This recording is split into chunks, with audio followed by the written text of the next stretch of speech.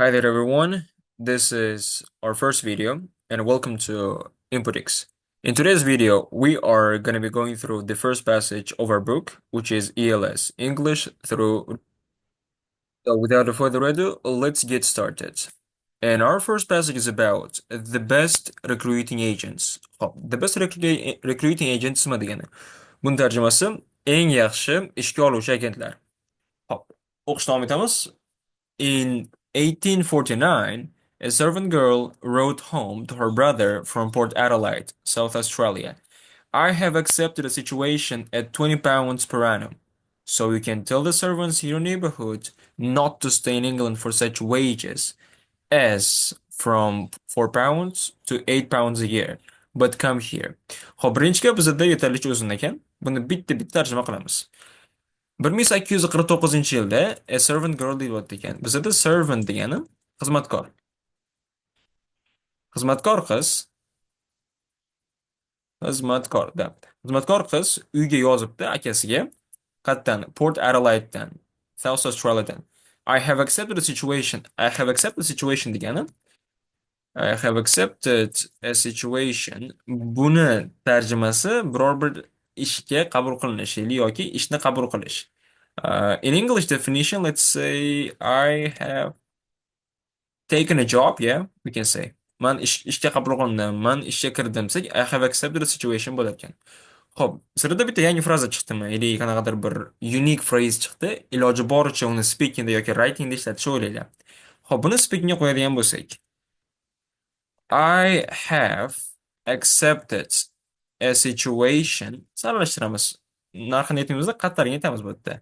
At a local school as a math teacher. Matematika o'qituvchisi bo'lib, mahalliy maktabda men ishga qabul qilindim. Ya'ni ishga kirdim deydigan bo'lsak, shu gapdan foydalansak bo'lar ekan. Xo'p, keyingisi at £20 per annum. Bizda per annum degan so'z per year degan ma'noni berar ekan. Har yiliga. So you can tell the servants in your neighborhood that shuning uchun sen o'zingni mahallangdagi xizmatkorlarga aytsang bo'ladi, not to stay in England for such wages. Shunaqa oyliklarga qolmaslikni aytsang bo'ladi Angliyada. Qaysiki 4 pounddan 8 poundgacha yiliga.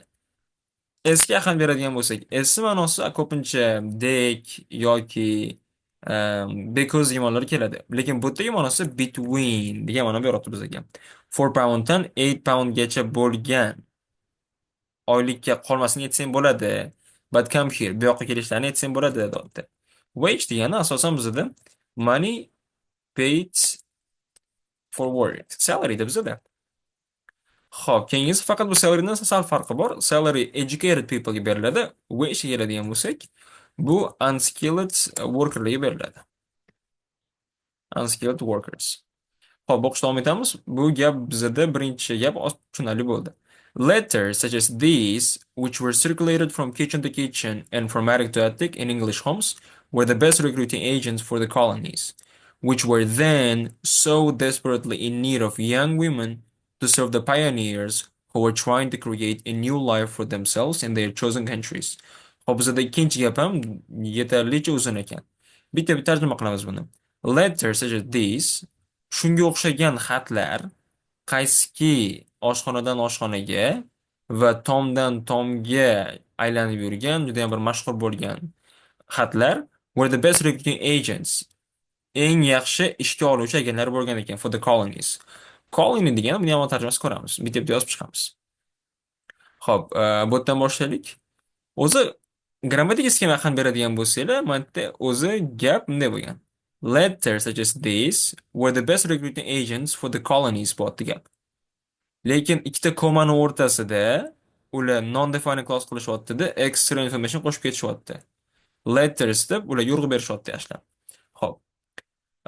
Circulate degani bizda aylanib yuradi, ili to become popular desak bo'ladi. Juda ham bir mashhur bo'lib ketgan odamlarni uylarida degan ma'no beryapti. From kitchen to kitchen, attic to attic. Bizda attic degan so'zning tarjimasi cherdak bo'ladi. Buni tom desak bo'ladi-da. were the best recruiting agents for the colonies. Xo'p, best recruiting agents olib turib speakingga qo'ysa ham bo'ladi. Masalan, um, aytaylik, now social media is the best recruiting agents. We can say, yeah, that's a good one.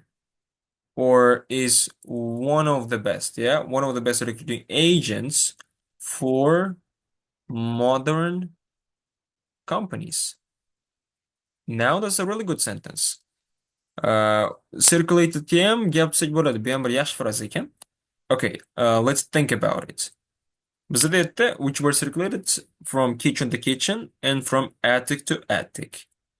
Let's talk about news. News about the events, about the natural disaster, let's say. Tabiiy ofat haqidagi yangiliklar, let's say, circulated from school to school. That's it. Which were then, deyilgan gap bizada, which were then. Then tarjimasi at that time degan gapga urib beradi ekan, o'sha vaqtda. Which were, which were at that time so desperately in need of. Judayam kerak bo'lgan ekan. In need of degani bironasiga judayam kerak bo'lish. Masalan, let's say I am in need of academic help. Menga akademik yordam kerak, judayam kerak degan bo'lsak, I'm in need of dan foydalansak bo'lar ekan. Young women, ularga yosh ayollar judayam kerak bo'lgan ekan. To serve the pioneers. Pioneerlarga xizmat ko'rsatgani. Pioneer bizada biror bir joyni ixtirochisi, inventor deb qo'yaylik. Или, masalan, Christopher Columb Amerikani pioneri. Shu vaziyatda ishlasak bo'ladi. Who are trying to create a new life. Kimki yangi hayotni yaratishga harakat qilayotgan bo'lgan for themselves, o'zlari uchun, in their chosen countries. O'zlarini tanlagan mamlakatlarida. Hop, keyingisi. Other girls read about the much better prospects. Boshqa qizlar judayam yaxshi prospects haqida o'qishdi. Prospect degani chance or possibility to improve, especially at work. Overseas in newspapers and magazines. Aytayotgan bo'ldi. Boshqa qizlar judayam yaxshi bo'lgan rivojlanishlarni, imkoniyatlarni ko'rishdi. Qayerda? Chet elda. Overseas degani bizada chet el bo'lar ekan. In newspapers and magazines, which also publish advertisements giving details of free or assisted passages. Hop, assist. Assisted passage nima degani? O'zi bizada assist so'zini tarjima qilib birinchi help financially. Moliyaviy jihatdan yordam berish. Keyingi bizada passage. Passage degani a ship to go somewhere. Bizada qayiq bo'ladi-yu, u joyga borib qo'yadigan. O'sha bizada passage bo'ladi. Xo'p, biz endi hozir yaxshi so'zni olib chiqdik. Endi hozir birinchi exercise'ga qaraymiz. Birinchi exercise, job in the passage as a servant. Boya sizlar bilan ko'rib chiqdik. Accept the situation bo'ldi. O'tga birinchi joyga accept a situation deb yozamiz. Keyingisi for each year. For each year ko'rdik, per year bo'ldi. Temizada javob per annum bo'lar ekan. Money paid for work, especially unskilled work. Pul to'langan ishga, oylik haqida ketyapti. Asosan skill yo'q, qobiliyati yo'q ishchilarga. Bu bizda boya aytdik, wage bo'lgan. Keyingisi, move from place to place, joydan joyga ko'chish yoki odamdan odamga tarqalish, ma'lum bir guruh jamoada pass around. Bu bizda circulate bo'lgan ekan. Circulate. Keyingisi bizda room at the top of a house in the space immediately below the roof. Tomni shunday pastdagina. Bu bizda attic bo'lgan edi. Keyingisi, the finding of new workers. Yangi ishchilarni topish. Yangi ishchilarni topish bizada asosan bo'lish kerak. Recruit bo'lish kerak, ya. Recruit. Okay. Keyingisi, very greatly, seriously. Bu bizada judayam in need of bilan keladi. Desperately bo'lgan ekan. Desperately. Okay.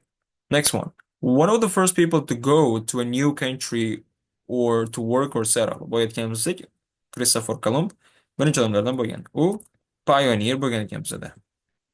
Keyingisi, chance of success, muvaffaqiyatga erishish imkoniyatlari, especially in work, bu bizada prospects bo'lgan edi. Hop, abroad in a foreign country across the sea. Bu bizada overseas bo'lgan. Hop, keyingisi, without payment, costing nothing. That was free, yeah? And the next one, provided with or given help with raising money for something.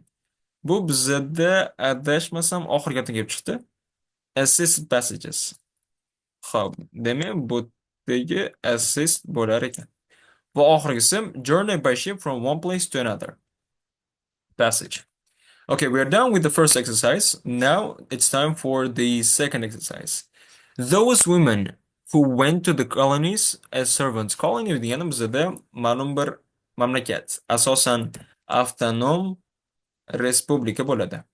Respublika. Xo'p, bitib o'qib chiqamiz. Those women who went to the colonies as servants were all recruited through agents back in England. Bizda bu haqida umuman informatsiya yo'q. Keyingisi. Miss their families greatly. Oilasini sog'inibdi. Bu haqida informatsiya yo'q bizda. Played the most important role in attracting others. Boshqalarni o'zlari jalb qilish bo'yicha eng muhim rol o'ynashganmidi. Bu bizada ham berilmagandi. Found themselves being moved from kitchen to kitchen. Kitchen to kitchenni qarab olib qo'yishlari mumkin, lekin bizda javob bo'lmas. Ular o'zlari aylanishmagan, o'zlari tarqalishmagan, lekin yangiliklar shu ishga olish bo'yicha informatsiya tarqalgandi. Xo'p, keyingisi. Had the pioneer spirit. Oppa. Ularda pioneerlarni spirit ruhi bo'lgan ekan, muhim yangi hayotni boshlash uchun. Bizda u haqida aytib ketildi, bu yoqda kelgan edi. Which were then so desperately in need of young women to serve pioneers who were trying to create a new life for themselves in their chosen countries. Yeah. The next one. Getting to the colonies from England for the servants could cost as little as £4. Bu haqida ham berilmagan bizda. Savolma deyapmiz bizda. Xo'p, Angliyadan koloniyalarga borish xizmatkorlar uchun nimadir bo'lgan ekan. Was essential, kerak bo'lgan ekan if they wanted to escape life in English attics. Bu ham berilmagan bizda. Was only possible if an agent had recruited them.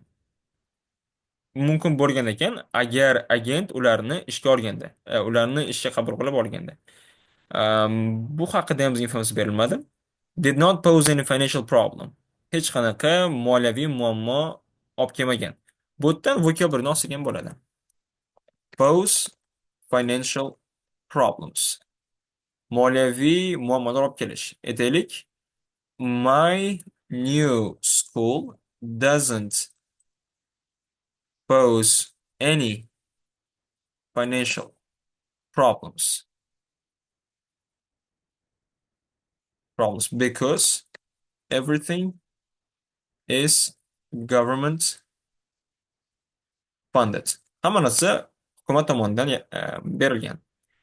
Bizda D bo'lishi kerak javob, chunki bizda assisted free or assisted passages degan. Demak, u moliyaviy jihatdan qiyinchilik bo'lmabdi. Xo'p, oxirgisi bizda it is stated in the passage that no man could get jobs as servants in Australia. Xo'p, hech qanaqa erkak ish ololmasligi mumkin edi. Bu haqida bizga informatsiya berilgani yo'q. Servants were in great demand for the pioneers establishing new lives. Judayam kerak bo'lgan ekan, da bizda javob shu. Aytildi, ularda were desperately in need of to create new lives. Xo'p, endi exercise 3 va biz oxirgi exercise. Bularni bitta ko'rib chiqamiz. Complete the sentences by selecting the words from column B in exercise 1. Okay. A person with good qualifications is bound to have brighter prospects. Yeah. We learned about this one. Now look at this one, bound to have. That's again a very good phrase. Bound to have something or bound to get something we can say. Biron narsaga ehtimol katta bo'ladigan bo'lsa, bound uni foydalansa bo'ladi. I was bound to get a good job because I had graduated from a top university. Next one. The local shops are giving away sets of kitchen knives, nimadur, with every purchase of 50 pounds. Taking away berish mumkin bizada.